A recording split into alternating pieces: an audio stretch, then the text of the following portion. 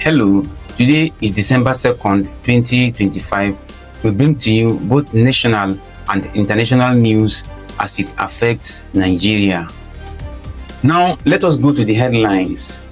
Ex-Defense Minister Christopher Musa set to replace Badaru Abubakar as Nigerian Defense Minister. Northern governors, traditional rulers calls for state police seek 6-month suspension of mining activities. Kano residents riot, burn tires demanding arrested kidnappers be handed over for mob justice. FG names 15 individuals, firms as terrorism financiers in 2024 clampdown.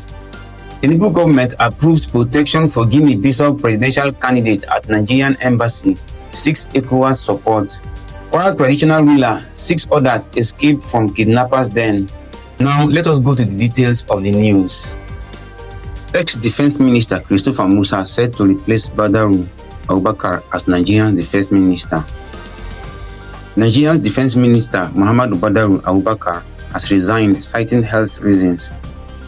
President Bola Tinubu has accepted the resignation and thanked him for his service. Reliable sources say former Chief of Defense Staff General Christopher Musa is now being considered to take over the role after meeting with the President at Aso Rock. The President is expected to officially notify the Senate later this week. Badaru served as Defense Minister since 2023. His exit comes as President Tinubu recently declared a national security emergency. President Tinubu has made serious bold moves recently, and it is very, very encouraging. It is now remaining the Minister of State for Defense. He needs to look into the activities of that man because he has been accused severally by a lot of notable northerners of aiding and abetting terrorism, and yet he is the Minister of State for Defense. Christopher Musa, if made the Minister of Defense, is another very, very good move because he is one man that both the Christians and the Muslims in the north have really appreciated his efforts when he was the Chief of Defense Staff. A very good man. That's another very important appointment if it comes to reality. Now let us go to the next one. Northern governors, traditional rulers calls for state police seek 6-month suspension of mining activities. Northern governors and traditional rulers have met in Kaduna calling for the creation of state police to improve security across the region. They expressed concern over rising attacks and urged lawmakers to fast-track legislation that will make state policing a reality. The leaders also highlighted illegal mining as a major security threat and recommended a temporary suspension of mining activities for a full audit.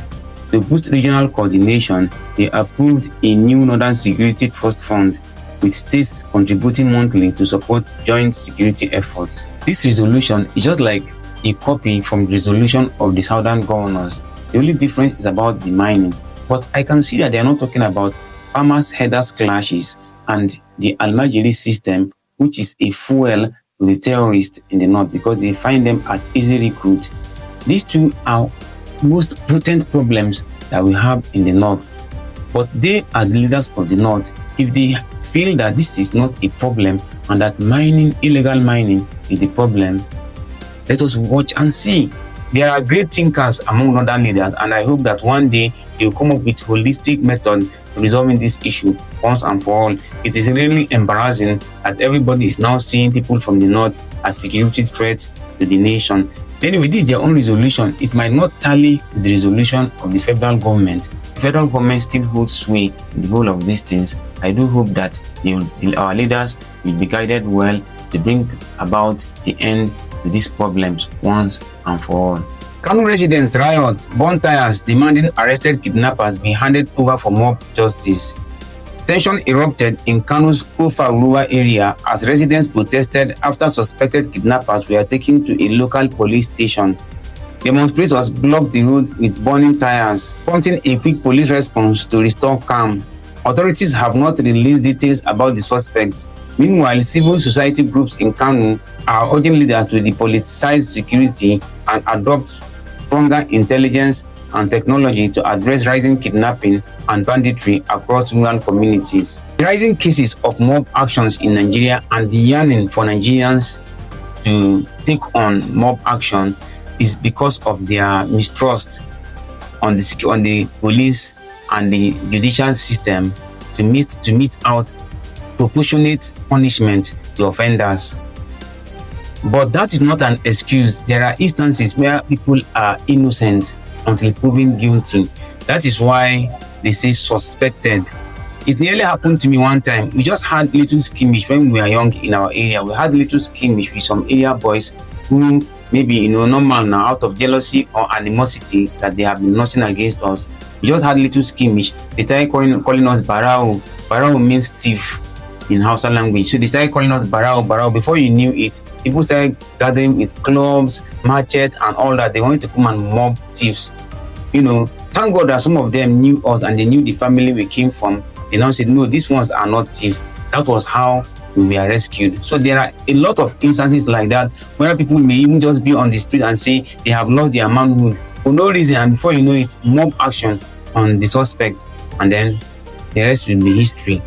So please, we should just avoid mob action and continue to rely on our security and judicial system, as well as sanitizing them for them to meet up with our yearning for justice. Let us go to the next one.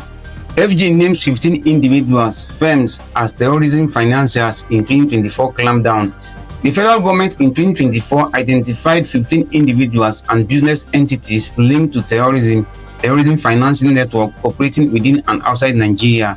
According to the report, the individuals designated are Tukur Mamu, Yusuf Ghazali, Muhammad Sani, Abubakar Muhammad, Salamuddin Hassan, Adamu Ishaq, Hassana Oiza Isa, Abdul Karim Musa, and Umar Abdullahi. The firm listed are West and East African General Trading Company Limited, Settings Bureau de Change Limited, G-Side General Enterprises, Desert Exchange Ventures Limited, Eagle Square General Trading Company Limited, and Alpha Exchange BDC. Yes, this is boldness by the president. We have been clamoring for the president to release these names, and it's as if, although for political reasons, they've not been trying to do that. That tweet from Donald Trump, na bomb, na serious bomb. I don't know why they have been dragging feet, and all these names are not even among popular names in Nigeria that we can say they are former governors or former senators or former elected representatives of the government. So why have they been hiding it? Anyway, it's possible now that they have been known. It's possible they might have link with some of those officials. We don't know. But let us go to the next one.